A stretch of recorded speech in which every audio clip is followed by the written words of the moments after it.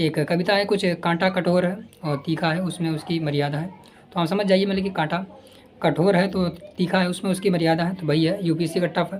तो नमस्कार दोस्तों, नए वीडियो में आप सभी का फिर से स्वागत है। और आप सभी जानते हैं कि अपना जो यूपीएससी प्रीलिम्स 2026 था वो फाइनली अभी क्या है, कंप्लीट हो चुका है। और सभी को पता है इस बार का पेपर कैसा रहा है, काफ़ी टफ पेपर है। और हर जगह क्या यही चर्चा चल रही है कि पेपर का बहुत टफ आया, बहुत टफ आया।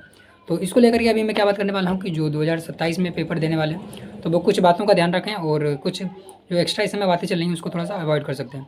जैसे कि सभी लोग बोल रहे हैं कि 2026 का पेपर जो है बहुत टफ आया, तो मैं 2027 वालों को ये बस कहना चाहूँगा कि पेपर टफ आया तो उससे कुछ मतलब कि डायरेक्टली बहुत ज़्यादा तो फ़र्क नहीं पड़ेगा, हालांकि थोड़ा सा फ़र्क पड़ता है। जो मतलब कि पढ़ने वाले बच्चे होते हैं, अगर पेपर कभी टफ या फिर थोड़ा ईजी आ जाता है तो उसका फ़र्क जो है पढ़ने वाले पर पड़ता है। पर तो इतना नहीं पड़ेगा, क्योंकि क्या आपको पता होगा जैसे हर साल क्या है 10 से 12 हज़ार जो बच्चे होते हैं प्रीलिम्स के लिए सेलेक्ट होते हैं, वैसा इस बार भी होगा। क्या होगा, 10 से 12 हज़ार जो प्रीलिम्स के लिए जो सेलेक्ट होंगे वो होने ही होने हैं। तो अगर पेपर का टफ आता है तो इसका मतलब कि आपका जो कट ऑफ है वो नीचे हो जाएगा। तो ये मान चलिए मतलब कि कट ऑफ वैसे तो अभी लग रहा था कि 80 या 85 के आसपास में आएगा, लेकिन जब मैंने पेपर थोड़ा सा डिटेल में देखा तो लग रहा है कट ऑफ जो है 80 के नीचे ही आना चाहिए। फिर बाकी देखते हैं जो भी आता है। तो 2027 वालों के लिए बस मेरे कुछ मतलब कि पॉइंट रहेंगे जो कि आप लोग इस समय ध्यान रखिएगा। कि जैसे कि अगर आप सोच रहे हैं कि प्रीलिम्स का मतलब कि इतना अनप्रेडिक्टेबल है तो उसको क्या किया जाए। तो जैसे कि अगर अनप्रेडिक्टेबल है तो वो क्या सभी के लिए अनप्रेडिक्टेबल होगा। और अगर जिसने भी मतलब कि तैयारी अच्छी की है तो ऐसा नहीं कि मतलब कि जिसने तैयारी नहीं की उसका हो जाएगा। पेपर क्लियर तो उसी का होगा, मतलब कि प्रीलिम्स क्लियर तो उसी का होगा जो मतलब कि तैयारी करके गया होगा। हालांकि पेपर कठिन आया तो कट ऑफ वो नीचे हो जाएगी, बस उसका कोई खास इफेक्ट नहीं पड़ेगा। तो बस यानी कि एक बात तो हम समझ सकते हैं कि जो मतलब जीएस पेपर था वो बहुत ही लेंथी था, और मतलब कि थोड़ा सा डिफिकल्ट लेवल भी था, कुछ नए नए तरीके का क्वेश्चन भी पूछा गया था। और जो अपना सीसेट था, मुझे पहले शुरू में लगा कि सीसेट शायद थोड़ा सा ईजी रहेगा, लेकिन जब मैंने उसके क्वेश्चन को सॉल्व करने की कोशिश की तो मतलब कि शुरू में तो थोड़ा सा ईजी लग रहा है, परंतु पेपर के जो क्वेश्चन है वो भी काफ़ी अच्छे खासे लेवल के पेपर मतलब कि क्वेश्चन दिए गए हैं। तो ये मानी चलिए मतलब कि दोनों मतलब कि एक अच्छा स्टैंडर्ड फॉलो कर रहे हैं। तो वही बात मुझे अभी ध्यान आ रही कि एक कविता है, कुछ कांटा कठोर है और तीखा है, उसमें उसकी मर्यादा है। तो आप समझ जाइए मतलब कि कांटा कठोर है तो तीखा है, उसमें उसकी मर्यादा है। तो वही है, यूपीएससी का टफ है। तो वो वैसे भी इसका नाम क्यों चल रहा है इंडिया में, क्योंकि इंडिया टफेस्ट एग्जाम इसलिए नहीं कहा जाता है। तो आपको क्या उसके लिए तैयार रहना पड़ेगा अपना मेंटली, और एक तरीके से जो एजुकेशन यानी कि आप पढ़ाई उसके लेवल पे भी।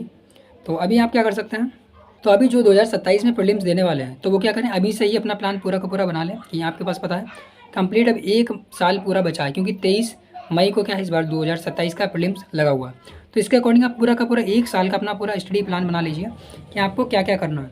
जैसे कि आपको क्या है, पहले तो बात यह है कि आपको सीसेट को बिल्कुल भी इग्नोर नहीं करना है। जिस लेवल का यूपीएससी अभी सीसेट को मतलब कि स्टैंडर्ड करने लगी है, अगर आपने थोड़ा सा भी उसको इग्नोर किया तो ये मान के लिए आप सीधे आउट ऑफ लीग, मतलब कि सीधे आप बाउंड्री के बाहर ही होंगे। और वहीं अपनी बात रही जो जीएस की, तो जीएस में भी अगर जो भी मतलब कि टेस्ट सीरीज को सही से लगा के नहीं गया होगा, केवल मतलब कि पढ़ के चला गया होगा, तो मैं मान के चल रहा हूँ उसने पेपर सही से पूरा हल ही नहीं कर पाया होगा, यानी कि पूरा पढ़ ही नहीं पाया होगा ढंग से जो पेपर हल कर पाए, क्योंकि इतना लेंथी पेपर है। जो पेपर को सही से मतलब कि पेपर को सॉल्व करने से पहले सही से जो टेस्ट सीरीज लगा के गया होगा, मैक्सिमम मतलब कि मिनिमम क्या 30 40 या 50 टेस्ट तो लगा के ही गया हो, तभी वो पेपर को सही से मतलब कि हैंडल कर पाएगा। क्योंकि इतना लेंथी पेपर है, अगर उसने टेस्ट सीरीज नहीं लगाई तो पेपर उसके मतलब कि कवर करना ही उसको मुश्किल पड़ जाएगा। क्योंकि एक एक पेज का एक एक सवाल दिया हुआ है, एक एक पेज का एक एक क्वेश्चन है, उसको आप कैसे कवर करेंगे। आप ऊपर का पढ़ेंगे तो नीचे का भूल जाएंगे, जिसने भी अगर सही से प्रैक्टिस नहीं की है तो इसका मतलब क्या आपको क्या है, सही से प्रैक्टिस करनी हो। टेस्ट सीरीज को भी थोड़ा सा मतलब कि ध्यान रखना पड़ेगा इस बार कि आप अच्छे खासे मतलब की मात्रा में टेस्ट सीरीज भी लगा के जाएँ। और दूसरी बात आती है ये कि इस बार देखेंगे आप क्या कुछ मिसलेनियस भी आए हैं और करंट अफेयर्स। तो करंट अफेयर्स का वेटेज भी थोड़ा सा बढ़ा है, यानी कि आपको क्या है पिछले सालों के जो ट्रेंड है उसको भी ध्यान रखना है।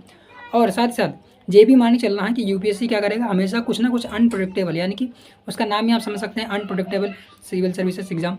तो भाई ये मतलब कि आपको हर समय तैयार रहना ही है, कुछ नया आने वाला ही है।